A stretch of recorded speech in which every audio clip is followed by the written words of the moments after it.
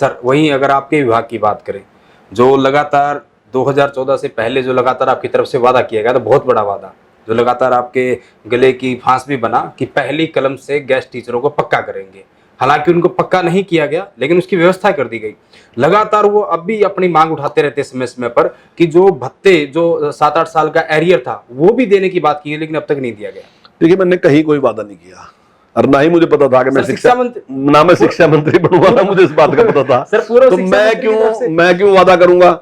तो ये बात बिल्कुल मतलब इसमें कोई सच्चाई है नहीं बिल्कुल भी। हाँ, रामविलास शर्मा जी ने जो वादा किया था, उन्हें रामविलास शर्मा जी ने जिस प्रकार से, हालांकि कोर्ट ने भी इनके अगेंस्ट फैसला दे रखा था, उसके बावजूद भी रामविलास जी ने प्रयास करके जिस वादे को पूरा किया, वो अपने आप में बहुत ही बेमिसाल है। लेकिन सर आपकी तरफ से घोषणा की गई थी कि समान काम समान वेतन हम दे रहे हैं, नहीं, वो भी उनको नहीं मिल रहा। मैंने कहीं भी समान काम समान वेतन की बात मैंने कभी नहीं कही। ये बात कि मैंने कहीं ऐसी बात कही? गेस्ट टीचर लगातार ऐसा दावा करते हैं, आपके वो छापे पोस्टर लेके घूमते हैं। पोस्टर छापना अलग है, वो क्लिप दिखा दे जहां मैं बोल रहा आजकल तो सारी चीजें गेल गेल वीडियो वायरल हो जा, और आजकल तो ये हमें कोई ज्ञापन देने भी आवा ना और हमारे साथ बातचीत करा, उसको भी रिकॉर्ड कर लें, फोटो आजकल तो ऐसा फैशन है कि किसी से कुछ ही बात करो और वही थोड़ी देर में वायरल है। तो दिखा दे पोस्टर, तो कुछ भी लिख दो, अब वो तो आपके पैसे हैं, आपका ही कागज है, आपकी मशीन है, आप कुछ ही छप्पर लगा दो उसमें क्या था? सर अभी 5 तारीख को शिक्षक दिवस है, तो ये तमाम हम मुद्दों पे जो बातचीत कर रहे हैं, जो गेस्ट टीचर, उनकी तरफ से लगातार एक आह्वान भी किया गया है कि वो 5 सितंबर को जो है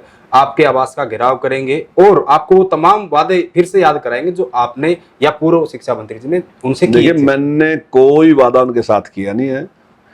हाँ, निश्चित तौर से उनकी कोई भी समस्या आई, मैंने बड़ा सहानुभूतिपूर्वक उस पर विचार किया और उसको हल करने का हमने पूरा प्रयास किया। और मेरा मानना ये है कि जो टीचर हैं, जो सारे टीचर हैं जी, जो दूसरे एम्प्लॉइज हैं और टीचर हैं, उन दोनों में कोई एक जैसी समानता नहीं है, वो बिल्कुल अलग टाइप के होते हैं। टीचर एक अलग कैटेगरी के लोग हैं और क्लर्क या पुलिस के लोग या दूसरे लोग वो अलग कैटेगरी के लोग हैं। इन लोगों को अलग एक सम्मान देना पड़ेगा आपको, और वो सम्मान में देता हूँ, आप किसी से पूछ लो जी। बिल्कुल, मैं मंत्री होते भी जो हमारे टीचर साहबान मेरे पास आते हैं, उनको पूरा मान सम्मान भी हम देते हैं, और मेरा अधिकारियों से भी यही है कि उनको पूरा रिगार्ड देना चाहिए। और वो बहुत बड़ा काम कर रहे हैं, राष्ट्र निर्माण का काम कर रहे हैं, तो उस राष्ट्र निर्माण के काम में हमारा पूरा सहयोग उनके साथ रहता है, पूरा देते हैं। लेकिन जो नीतियां हैं, नीतियों से हटके हम कुछ कर नहीं सकते। और ना ही मैंने तो कभी मैं जल्दी से वादा करता ही नहीं किसी के साथ कुछ भी कि मैं ये कर दूंगा वो कर दूंगा, मेरी आदत नहीं है। मेरा प्रयास होता है, लेकिन मेरा अच्छे के लिए प्रयास रहता है हमेशा, चाहे वो टीचर है या कोई आम समाज है। मेरा प्रयास रहता है कि जो हम उनके लिए अच्छा कर सकते हैं, हमारा प्रयास है, हम पूरा रिगार्ड टीचरों को देते हैं। सर विधानसभा सेशन के दौरान भी मांग उठी, विपक्ष के द्वारा उठाई गई कि 25,000 से ज्यादा जो पद हैं वो खाली पड़े हैं। वहीं अगर डबवाली के विधायक की बात करें अमित साहब, उनकी तरफ से बात रखी गई कि बहुत सारे आपके स्कूल और कॉलेज ऐसे हैं जहाँ पे प्रिंसिपल नहीं है।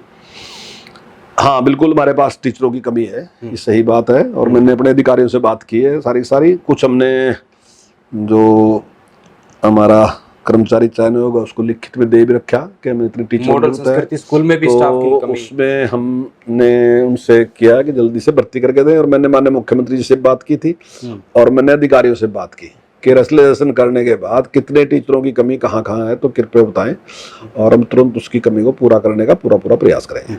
ड्राइंग टीचर की कोई भर्ती भविष्य में निकलनी हो, कोई ऐसा अभी इस प्रकार की कोई जानकारी नहीं है इस टाइम, कोई योजना नहीं इस प्रकार की। भविष्य में आएगी तो निश्चित तौर से जनता के सामने बात रखेंगे। सर आधे से ज्यादा सेशन बच्चों का जो बीत गया है, पुस्तकें स्कूलों में अभी तक उनके पास नहीं आई या फिर देरी से आ रही है? नहीं, वो मैंने विधानसभा में उसका सारा जवाब मैंने विस्तार के साथ दे दिया कि जिस प्रकार हमने जो टेंडर किया था, कोरोना की वजह से वो प्रोसेस नहीं हुआ उसका, और जब हमने दोबारा टेंडर किया तो उसके रेट 30% ज्यादा भी थे, और जितना टाइम था उसको फुलफिल करने का उसमें काफी लंबा टाइम लग रहा था।